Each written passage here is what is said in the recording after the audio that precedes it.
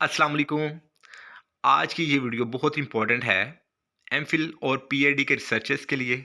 उम्मीद करता हूँ कि ये उनको काफ़ी सपोर्ट करेगी कि एमफिल और पीएचडी की रिसर्च की जो प्रेजेंटेशन है वो कैसी होनी चाहिए, क्योंकि ये बहुत एक कंफ्यूजिंग पॉइंट होता है कि आपका ये फाइनल एग्जामिनेशन भी होता है और आप हमेशा ये सोच रहे होते हैं कि अब हम अपनी रिसर्च की किस तरह से प्रेजेंटेशन बनाएं, इसमें क्या चीज़ें ऐड करें। तो ये बहुत ज़्यादा चीज़ देखने में या सोचने में हमें कंफ्यूज करती है। अगर आप देखें तो मैंने इस प्रेजेंटेशन में जो चीज़ फोकस की, इसमें स्पेसिफिकली मैंने फोकस किया कि जो चीज़ें मेरी जो ऑब्जर्वेशन रिपोर्ट्स आई उसमें क्या चीज़ें ज़्यादा हाईलाइटेड थी, किन चीज़ों को जो एवेल्यूएटर हैं वो ज़्यादा फोकस करते हैं। तो उसी के अकॉर्डिंग मैंने प्रेजेंटेशन में फिर ज़्यादा वही चीज़ें ऐड की, और जिन चीज़ों में उनका इंटरेस्ट थोड़ा सा मुझे कम फील हुआ, जैसे मैं अगर बात करूं तो वो स्टैटिस्टिक्स है। तो स्टैटिस्टिक्स में मैंने देखा कि जो एवेल्यूएटर थे उनका कम इंटरेस्ट मुझे फील हुआ, सो मैंने स्टैटिस्टिकल जो चीज़ें थी उनको थोड़ा सा रिड्यूस कर दिया और ज़्यादा से ज़्यादा जो चीज़ें कंसेप्चुअल थी उनको ऐड करने की कोशिश की। खैर, अब प्रेजेंटेशन को शुरू करते हैं। तो मेरी प्रेजेंटेशन या रिसर्च का जो टॉपिक था that was school leaders emotional intelligence and fellowship on teachers teachers moderator is teachers choice of teaching profession. अब तीन वेरिएबल थे और तीन कॉन्सेप्ट समझ लें। तो इसमें first emotional intelligence, second is followership और third teachers choice of teaching profession. अब इमोशनल इंटेलिजेंस से मुराद ये होती है कि किसी इंसान के अंदर एक एबिलिटी कि वो अपने जज्बात को कितना बेहतर समझता है और कितना बेहतर तरीके से उसको कंट्रोल कर लेता है, और इसी तरह से दूसरों के जज्बात को कितना बेहतर समझता है और उनके साथ कितना पॉजिटिव रिलेशनशिप कायम करने में कामयाब रहता है। इसी तरह से फॉलोशिप एम्प्लॉयज़ या सबॉर्डिनेट्स की होती है, और ये होती है कि आप कितना ज़्यादा किसी अपने लीडर के साथ विलिंग हैं काम करने के लिए। और चॉइस की अगर हम बात करें तो आपने देखा है स्पेसिफिकली पाकिस्तान की सिचुएशन में या थर्ड वर्ल्ड कंट्रीज़ में कि बहुत से टीचर जो हैं वो टीचिंग प्रोफेशन को इसलिए ज्वाइन करते हैं क्योंकि और कोई जॉब मिल नहीं रही, तो ये एक बाय चांस कह लें, यानी उनका इंटरेस्ट नहीं होता और वो बाय चांस क्योंकि और कोई जॉब नहीं मिलती तो वो ज्वाइन कर लेते हैं। इसी तरह से दूसरी साइड पे बहुत से टीचर ऐसे होते हैं जो बाय चॉइस ज्वाइन करते हैं। तो डेफिनेटली इनकी जो फॉलोशिप है वो इसमें ज़रूर इस चीज़ में कोई रोल प्ले करेगा इनकी चॉइस के हवाले से। अब अगर हम बात करते हैं स्टेटमेंट ऑफ द प्रॉब्लम की, तो स्टेटमेंट ऑफ प्रॉब्लम में नेशनल एजुकेशन पॉलिसी 2009 ने ये हाईलाइट किया कि हमारा जो स्कूलिंग सिस्टम है वो फ्लॉड है इन टर्म्स ऑफ डिसिप्लिन। और जब मैंने ऑब्जर्व किया स्कूल लीडर्स को, तो वो मैंने देखा कि बहुत कंप्लेन करते हैं कि जो टीचर हैं ये रिलक्टेंट हैं, ये अपनी जॉब को अच्छे तरीके से परफॉर्म नहीं करना चाहते, ये विलिंग नहीं है अपनी ड्यूटी को अच्छे तरीके से करने के लिए। और जब आप टीचर से पूछते हैं तो टीचर कहते हैं कि नहीं नहीं, हमारे जो स्कूल लीडर हैं ये बहुत स्ट्रिक्ट हैं, ये बेसिकली इन इनसे वो सेटिस्फाई फील ही नहीं होते। तो अब कहीं न कहीं तो इश्यू है, जो डिसिप्लिन का फ्लॉ है, वो either on the part of teacher है या either on the part of school leaders है। तो इसके लिए ना कोई अभी स्टडी हमारे कॉन्टेक्स्ट में नहीं थी, जिसकी वजह से मैंने स्टडी को किया। और इसके अलावा अगर हम बात करें वही दोबारा से चॉइस ऑफ टीचिंग प्रोफेशन की, तो उसको मॉडरेटर रखने का मकसद ये था कि वो एक बहुत इंपॉर्टेंट वेरिएबल है। इवन मैंने डॉन के कुछ कॉलम्स पढ़े, उसमें भी बड़ा ये हाईलाइटेड था कि जो हमारे टीचर हैं इन या एस्पायरेंट हैं या ग्रेजुएट्स हैं, इनकी बहुत ये लीस्ट प्रेफर्ड चॉइस है कि वो टीचिंग प्रोफेशन को ज्वाइन करें। सो इसको भी ऐड किया ताकि स्टडी के जो इन डेप्थ रिजल्ट्स हैं वो सामने आ सकें। रिसर्च ऑब्जेक्टिव जिसके बात होते हैं, तो first objective level of emotional intelligence पे था, second was level of fellowship, और थर्ड बहुत इंपॉर्टेंट इंफॉर्मेशन है फॉलोशिप स्टाइल थ्योरी पे। तो मैंने जो 5 टाइप के फॉलोशिप स्टाइल हैं अमंग द टीचर्स उनको भी इन्वेस्टिगेट किया। तो अगर हम बात करें कि फॉलोशिप स्टाइल्स की, तो ये 5 हैं। सबसे टॉप पे आता है एग्जाम्पलरी। एग्जाम्पलरी फॉलोअर्स वो होते हैं जो अपनी ड्यूटी के अलावा एक्स्ट्रा भी कुछ करना चाहते हैं। आप देखेंगे कि कुछ टीचर ऐसे होंगे कि जो टाइम ख़त्म होने के बाद भी अपने स्कूल लीडर के साथ हमेशा सपोर्टिव होते हैं, उसको हमेशा पॉजिटिवली गाइड करते हैं, हमेशा उसके साथ स्टैंड लेते हैं, और बहुत सी जगहों पे आप देखेंगे कि वो एक्स्ट्रा ड्यूटी से कभी भी परेशान नहीं होते और अपनी ड्यूटी को भी बड़ा इफेक्टिवली करते हैं, इंडिपेंडेंट होकर करते हैं। तो ऐसे जो एम्प्लॉयज़ या फॉलोअर्स होते हैं उनको एग्जाम्पलरी बोला जाता है। इसके बाद आते हैं कन्फर्मिस्ट। कन्फर्मिस्ट फॉलोअर वो होते हैं कि जो अपनी ड्यूटी तो करते हैं, लेकिन एक्स्ट्रा कोई भी ड्यूटी अगर उनको दी जाती है तो उससे थोड़ा-सा उसको अच्छा फ़ील नहीं करते। कोशिश करते हैं अपनी ड्यूटी को किया और चले जाएँ घर। प्रैग्मैटिक वो होते हैं जो थर्ड बेसिकली प्रैग्मैटिक हैं। प्रैग्मैटिक फॉलोअर वो होते हैं जो अपने लीडर के सामने तो बड़े अच्छे तरीके से परफॉर्म करते हैं, या जिस तरह का लीडर होता है वैसे ही वो बन जाते हैं। अगर लीडर लीनिएंट हैं तो वो लीनिएंट हो जाते हैं, और अगर लीडर जो है वो रूल रेगुलेशन के मुताबिक काम करवाना चाहता है तो वो अच्छे तरीके से करते हैं। तो वो सिचुएशन के अकॉर्डिंग अपनी जो सूरत हाल है उसको तब्दील करते रहते हैं। ना तो वो बिल्कुल कमज़ोर खुद को शो करते हैं, ना बेहतरीन लेवल पे वो शिफ्ट होना चाहते हैं। फोर्थ होते हैं पैसिव। पैसिव हमेशा किसी ना किसी मामले में और हर बात में तकरीबन वो अपने कोलीग से रहनुमाई लेना चाहते हैं और पूछते रहते हैं कि क्या करना चाहिए, क्या नहीं करना चाहिए, या स्कूल लीडर की हर स्टेप पे उनको मदद की ज़रूरत होती है। और लास्ट हैं एलियनेटेड। एलियनेटेड वो होते हैं जो टीचिंग प्रोफेशन में बिल्कुल फिट नहीं खुद को फील करते। वो ना तो टीचर्स को टीचर समझते हैं, ना उस प्रोफेशन में परमानेंटली रहना चाहते हैं, और हमेशा यही ज़िक्र करते रहते हैं, मैंने जल्दी छोड़ के चले जाना है, मैंने नहीं यहाँ पे रहना। और अक्सर वो छुट्टी वगैरह भी माँगते रहेंगे, या इवन वो स्कूल लीडर को रज़ामंदी के साथ अपने लीडर को उसको अपोज़िशन उसकी करते हैं और उससे जानबूझ के उसको तंग करने की कोशिश करते हैं। तो ऐसे जो फॉलोअर्स होते हैं उनको एलियनेटेड यानी एलियन से ये बना है। तो ये इसके अकॉर्डिंग भी मैंने इस स्टडी में फ़ोकस किया है कि जो टीचर हैं उनके क्या प्रोपोर्शन है। और इसके बाद रिलेशनशिप पे हैं। एक तो सिंपल रिलेशनशिप यानी आप ओवरऑल देख लें स्कूल लीडर्स की इमोशनल इंटेलिजेंस का और टीचर्स फॉलोअरशिप का, और इसी तरह से फिर फॉलोअरशिप स्टाइल की बेस पे नेक्स्ट है। देन इम्पैक्ट है, यानी इसमें मैंने स्ट्रक्चर इक्वेशन मॉडलिंग को यूज़ किया है, और इसी तरह से फिर मॉडरेटिंग वेरिएबल के हवाले से है। तो रिसर्च क्वेश्चन भी इनको मज़ीद ब्रेक किया है। इमोशनल इंटेलिजेंस के 4 फैक्टर लिए हैं: well being, self control, emotionality और सोशबिलिटी। और ये जो 4 फैक्टर हैं ये बेसिकली एक्सप्लेन किए हैं कि भी पेरेडीस ने अपनी थ्योरी में ट्रेट इमोशनल इंटेलिजेंस में, और इनका जो क्वेश्चनेयर है ये फ्रीली अवेलेबल है फॉर रिसर्च पर्पस। इवन इसको उर्दू में ट्रांसलेट किया है पंजाब यूनिवर्सिटी की एक रिसर्च स्कॉलर ने। तो अगर कोई इसको पढ़े और इसके मुताबिक खुद को सेल्फ असेस करना चाहिए कि मेरा इमोशनल इंटेलिजेंस का क्या लेवल है, तो उसको बहुत जी सपोर्ट करेगा। इसी तरह से फॉलोशिप के हवाले से मैंने 4 फैक्टर जो थे इसके कंफर्म हुए। मैंने इसके लिए पूरा खुद सारा प्रोसेस किया। इवन ये रिसर्च पेपर पब्लिश्ड है in an x category general. तो ये 4 थे: कॉम्पिटेंस, कमिटमेंट, करेज और सेल्फ मैनेजमेंट। तो बेसिकली हम यही करते हैं कि जब आप ऑब्जेक्टिव फाइनल करते हैं तो उनको मज़ीद ब्रेक किया जाता है रिसर्च क्वेश्चन में, और रिसर्च क्वेश्चन स्पेसिफिकली हमें गाइड करते हैं हमारे डाटा एनालिसिस के लिए। सो मैं इसको मज़ीद यहाँ पे एक्सप्लेन नहीं करूँगा। आपके सामने स्लाइड है, आप थोड़ा सा इनको देख सकते हैं यहाँ पे। इसी तरह से फिर प्रेडिक्शन और मॉडरेशन बेस्ड हैं, और ये बिल्कुल स्टैंडर्ड पे बनाए गए हैं। इनमें कोई ऐसा इशू नहीं है कि ये जो रिसर्च क्वेश्चन है इनमें कोई लैंग्वेज का इशू हो या स्ट्रक्चर का इशू हो। तो ये बिल्कुल वेरीफाइड हैं। रिसर्च डिज़ाइन और रिसर्च फिलासफी की बात होती है। पहले तो रिसर्च फिलासफी देखी जाती है, तो ये पॉजिटिविज्म है। पॉजिटिविज्म फिलासफी बेसिकली क्या कहती है कि आपकी जो एक्सटर्नल वर्ल्ड है आप इसको, या मटेरियल वर्ल्ड है आप इसको क्वांटिटेटिवली मेजर कर सकते हैं, और इनको यानी सेट ऑफ इंडिकेटर्स हों तो आप इनको मेजर कर सकते हैं।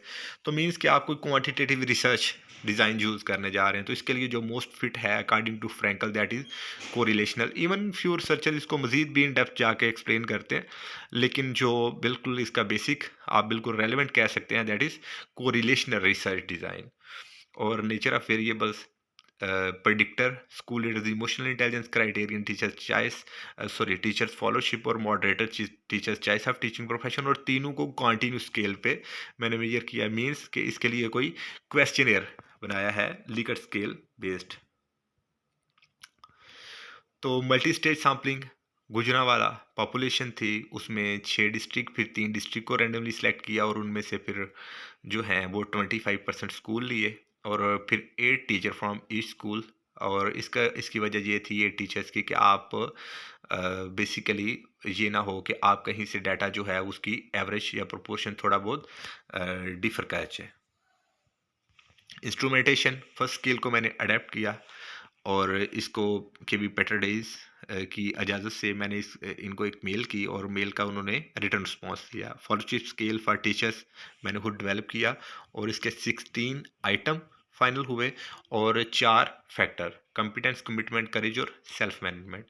और teachers choice of teaching profession 1 factor solution पे आया और ये 6 आइटम थे। तो यहाँ पे मैंने बेसिकली अब चीज़ों को थोड़ा-सा ओमिट किया और पहले मैंने जब अपना वो डिपार्टमेंट में प्रेज़ेंटेशन दी थी, तब मैंने चीज़ें ये काफ़ी ऐड की थी, स्टैटिस्टिकल हैं ये।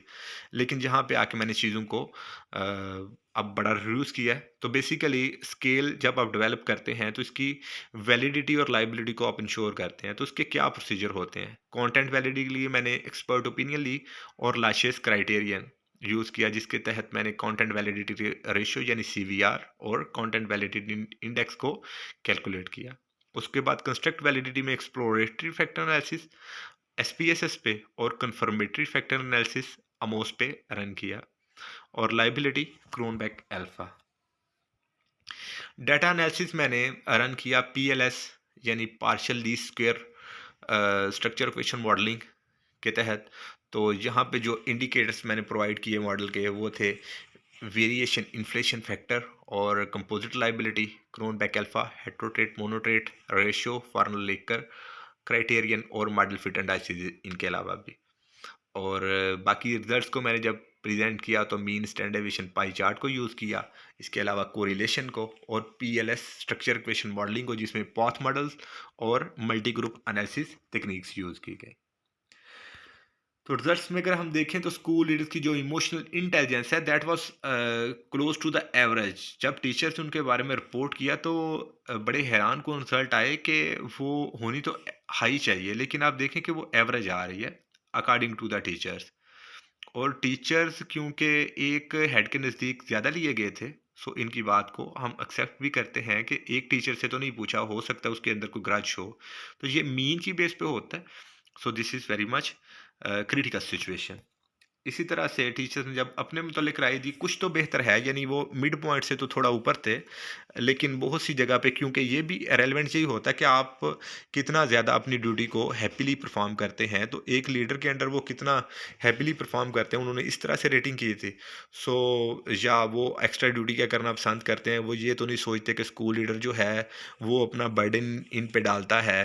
तो इस तरह से क्वेश्चन थे, यानी वो विलिंग थे अपने काम को करने के लिए। लेकिन आप डायरेक्टली जब भी बात को करते हैं तो यूजुअली आपको उस तरह का रिस्पॉन्स नहीं मिलता। तो आपको जेन्युइन रिस्पॉन्स लेने के लिए हमेशा नेगेटिव सेंस आइटम पूछने पड़ते हैं। मिसाल के तौर पे अगर यही मैं बात करूं कि हम उनसे पूछें कि आप अपने काम को खुशी से करना पसंद करते हैं, आप स्कूल के किसी अज़ाफ़ी काम को खुशी से करना पसंद करते हैं, तो वो हमेशा यही बोलेंगे यस।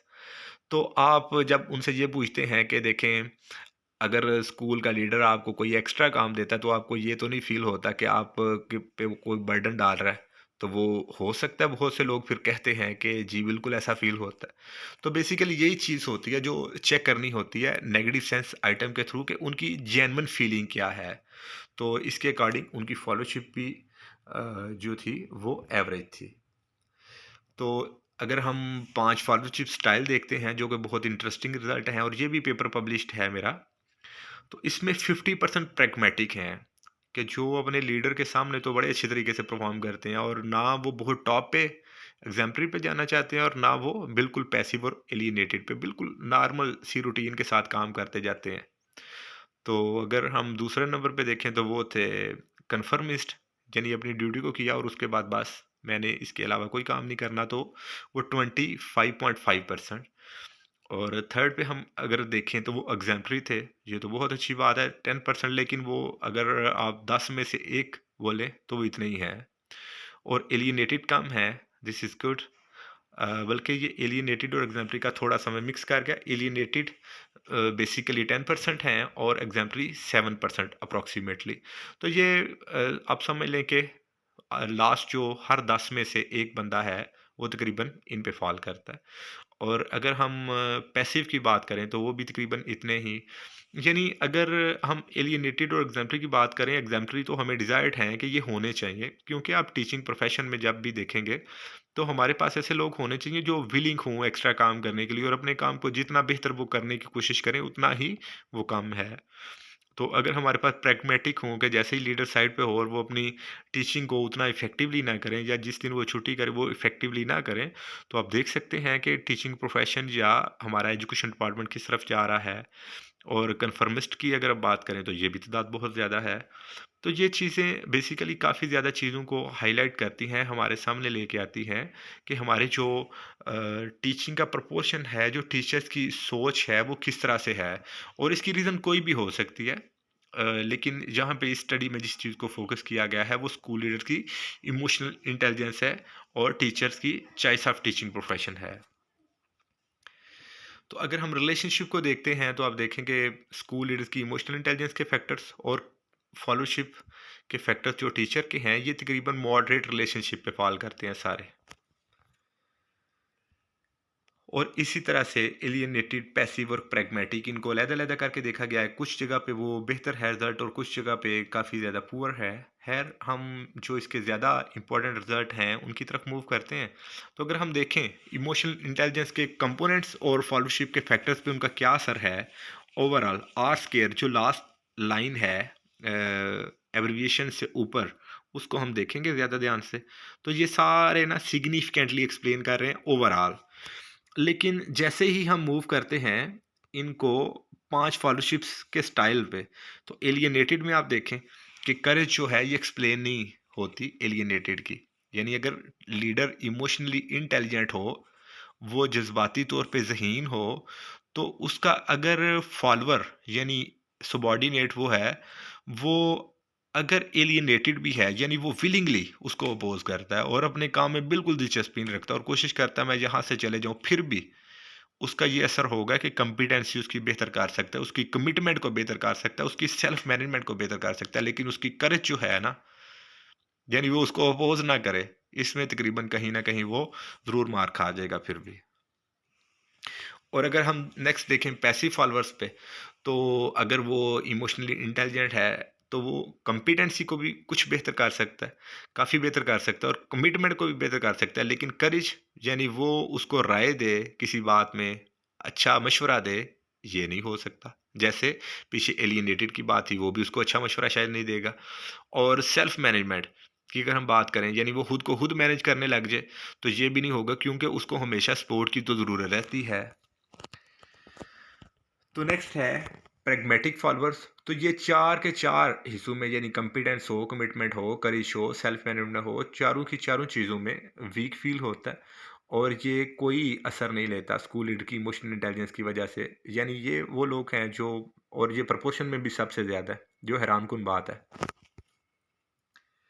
कन्फर्मिस्ट, ये भी 4 के 4 जो अपनी ड्यूटी को करते हैं और चले जाते हैं। लेकिन एग्ज़ैम्पलरी ऐसे फॉलोवर हैं जो बिल्कुल फिट रिज़ल्ट शो करते हैं, यानी जितना ज़्यादा जज़्बाती तौर पे वो ज़हीन होगा, उतना ज़्यादा इनकी ये 4 फैक्टर जो हैं वो बेहतर होंगे। मज़ीद हम इनके जो रिज़ल्ट्स हैं उनको देखते हैं। अब उससे पहले हम मॉडरेटिंग इफ़ेक्ट को देख लें तो एक डायरेक्ट इफ़ेक्ट शो हो रहा है 0.275 यानी 27.5% choice of teaching profession explain करती है फॉलोशिप को। लेकिन जब इसको एज़ मॉडरेटर लिया जाता है तो मॉडरेशन इसकी नहीं आती। तो इसको एक सेपरेट वेरिएबल के तौर पे स्टडी किया जा सकता है। सो ये एक इम्पोर्टेंट इंडिपेंडेंट वेरिएबल है। कंक्लूजन्स को अगर हम देखें तो ये तो हम इसको है बहुत डिटेल में नहीं पढ़ेंगे। मैं थोड़ा सा इसको एक्सप्लेन करता जाता हूँ क्योंकि इमोशनल इंटेलिजेंस का लेवल जो है वो एवरेज आया था। सो टीचर्स का जो आप देख लें कि जिनके साथ उनका डायरेक्ट रिलेशनशिप होता है स्कूल लीडर्स का, वो डेफ़िनेटली उन पे भी इन्फ्लुएंस करेगा और उनकी जो ड्यूटी है वो भी वीक होगी। और अगर हम नीचे देखते हैं कि उनका भी अनडिज़ायर्ड लेवल है फ़ॉलोशिप का, तो इसका तो रिज़ल्ट ऑटोमैटिकली उसके साथ लिंक होता नज़र आता है कि जब इनका एवरेज है तो फिर डेफ़िनेटली टीचर्स का भी फ़ॉलोशिप का लेवल एवरेज ही होगा। और प्रोपोर्शन जो है उसमें हम बात कर चुके हैं कि एग्ज़ाम्पल बहुत कम हैं जिनकी बहुत नीड है और क्योंकि उन्होंने इंडिपेंडेंटली परफॉर्म करना होता है अपने क्लासरूम में ड्यूटीज़ को।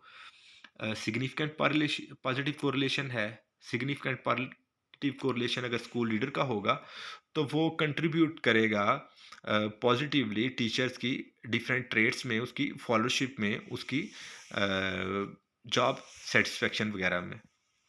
इसी तरह से हम मज़ीद भी आप यहाँ से देख सकते हैं कि मैंने इनको राइट अप ही किया बेसिकली। आप देख सकते हैं, आपके सामने है फॉलोशिप स्टाइल के अकॉर्डिंग एलियनेटेड का भी, फिर पैसिव का भी। तो इनको एज सच मैं उस तरह से नहीं एक्सप्लेन करूँगा, क्योंकि पहले जो आपके सामने काफ़ी चीज़ें थी मैं इनको एक्सप्लेन कर चुका हूँ कि प्रैग्मेटिक कैसे होते हैं, कन्फर्मिस्ट कैसे होते हैं और एलियनेटेड वगैरह कैसे होते हैं। तो हम डायरेक्ट अब चलते हैं रिकमेंडेशंस पे। तो रिकमेंडेशंस में जो चीज़ रिकमेंड की गई है basically for the school leaders, तो उनके लिए इंटरपर्सनल ट्रेड्स की ट्रेनिंग के हवाले से मैंने प्रोफेशनल डेवलपमेंट कोर्सेज में उनको एक्सप्लेन किया है। और मज़ीद उनके लिए किस चीज़ की ट्रेनिंग होनी चाहिए ताकि उनके अंदर इमोशनल इंटेलिजेंस पैदा हो। उसमें टीम बिल्डिंग है, स्ट्रेस मैनेजमेंट है, मोटिवेटिंग अदर्स है और यूज़फुलनेस ऑफ एम्पैथी है। और ये बेसिकली सब स्किल हैं इमोशनल इंटेलिजेंस की। इसी तरह से फॉलोशिप के हवाले से अगर हम बात करें, तो उनके अंदर कॉम्पिटेंस, कमिटमेंट, करेज और सेल्फ मैनेजमेंट की हम बात करेंगे। अब बहुत से लोग जो हैं वो जब रिसर्चर रिकमेंडेशन को लिखना चाह रहे होते हैं, उनको नहीं समझ आ रही होती हम क्या रिकमेंड करें। तो रिकमेंडेशन बेसिकली यही होती है कि आप जब एक वेरिएबल और दूसरे वेरिएबल के लिंक की बात कर रहे हैं, तो उसके सब इंडिकेटर्स का को रिकमेंड करें। आप अगर उनको ओवरऑल लिखते हैं, जैसे मैं बोलूँगा इमोशनल इंटेलिजेंस की ट्रेनिंग, तो ये तो एक नॉर्मल सी बात होगी। आप बेसिकली स्पेसिफाई नहीं कर रहे कि क्या इम्प्रूव होना चाहिए। तो उसमें किस चीज़ की ज़्यादा ज़रूरत है? तो उसमें स्ट्रेस मैनेजमेंट एक स्किल है, एक मोटिवेटिंग अदर्स है और एक टीम बिल्डिंग है। तो हमें इन चीज़ों को डेवलप करने की ज़रूरत है। इसी तरह से अगर मैं बोलूँ फॉलोशिप को डेवलप करने की ज़रूरत है, तो एक जनरल बात है। तो आप स्पेसिफिकली बोलें कि उनको कॉम्पिटेंसी के हवाले से, कमिटमेंट के हवाले से, करेज के हवाले से और सेल्फ मैनेजमेंट के हवाले से ट्रेनिंग की ज़रूरत है, ताकि उनका एटीट्यूड भी बेहतर हो और वो बेहतर तरीके से काम करें। इसी तरह से फॉलोशिप को बेहतर करना है, तो आपको स्कूल लीडर की इमोशनल इंटेलिजेंस बेहतर करनी होगी। और स्कूल लीडर की क्योंकि इमोशनल इंटेलिजेंस बेहतर करनी है, तो आपको टीम बिल्डिंग, स्ट्रेस मैनेजमेंट, उसी तरह से जो सब स्किल हैं उनको बेहतर करने की ज़रूरत है। और एलियनेटेड के लिए आपको सबसे ज़्यादा फ़िक्रमंद होने की ज़रूरत है कि ये वो लोग हैं जो अपनी ड्यूटी को जानबूझ के अनविलिंग हो गए परफॉर्म कर रहे होते हैं। तो लीडर्स को स्पेसिफिकली फोकस करने की ज़रूरत है कि कौन सा बंदा जो है वो एलियनेटेड है और उसको ज़्यादा ध्यान दे। पैसिव को डेफिनेटली बहुत नीड होती है बेसिकली। मैं तो ये ख्वाहिश करता हूँ कि पैसिव और एलियनेटेड या प्रैग्मेटिक टीचर होने नहीं चाहिए एजुकेशन डिपार्टमेंट में, लेकिन क्योंकि ये पार्ट है और यहाँ पे हमारी ऑलरेडी जो टीचर की सीट्स हैं वो वेकेंट ही रहती हैं। सो स्कूल लीडर को मैं रिकमेंड करता हूँ कि अगर पैसिव है कोई आपका टीचर तो आप उसके कॉन्फिडेंस को बूस्ट करने की कोशिश करें।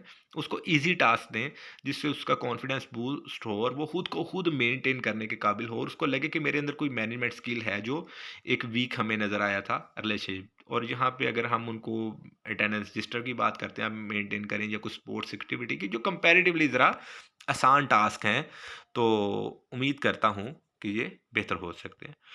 और इसी तरह से प्रैग्मेटिक के हवाले से पॉलिसी मेकर्स को स्पेसिफिकली गाइड करता हूँ कि वो जो है उनको गाइड करके वो साथ साथ सपोर्ट किया करें और पार्टिसिपेट किया करें डिफरेंट वर्क्स में और अपनी ओपिनियन दिया करें। उनको जो लीडर हैं वो कंटिन्यूसली साथ साथ टच में रखें ताकि उनको थोड़ा सा भी बैक पे ना होने दें और वो उनको फ़ील हो कि वो प्रैग्मेटिक हैं, तो वो कन्फर्मिस्ट हो सकते हैं और वो एग्जाम्पलरी पे शिफ्ट हो सकते हैं, क्योंकि वो मिडल मोस्ट सिचुएशन में है। कन्फर्मिस्ट जो हैं या बिल्कुल क्रॉस होते हैं, लेकिन ये एक्स्ट्रा ड्यूटीज़ को परफॉर्म नहीं करना चाहते।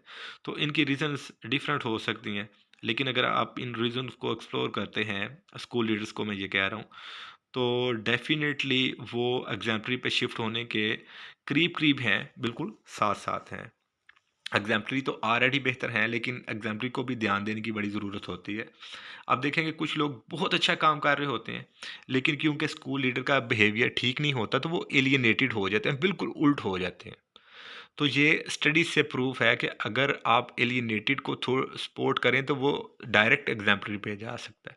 और जो एग्जाम्पलरी पे है, अगर आप उसको डिस्करेज करना शुरू कर दें, तो वो बिल्कुल उल्ट होके एलियनेटेड पे जा सकता है, क्योंकि ये मोस्ट इंडिपेंडेंट थिंकर होते हैं, क्रिएटिव थिंकिंग के लोग होते हैं। तो इनको अगर हम पॉजिटिव सपोर्ट प्रोवाइड करते रहें, तो ये बहुत बड़े-बड़े काम या एक्स्ट्रा ऑर्डिनरी काम कर सकते हैं एज़ ए टीचर। सो ये कुछ इस रिसर्च में से कंट्रीब्यूशंस थी। 2 रिसर्च पेपर जो हैं वो एक्स कैटेगरी में, एक प्रोसेस में है और एक पब्लिश्ड है, और 2 वाई कैटेगरी में पब्लिश्ड है। And this is all. Thank you very much. उम्मीद है आपको ये जो प्रेजेंटेशन है ये अच्छी लगी होगी और आपको काफ़ी सपोर्ट करेगी आपकी रिसर्च की तैयारी में। अगर आप मज़ीद कोई क्वेश्चन पूछना चाहते हैं तो कमेंट बॉक्स में कमेंट करें।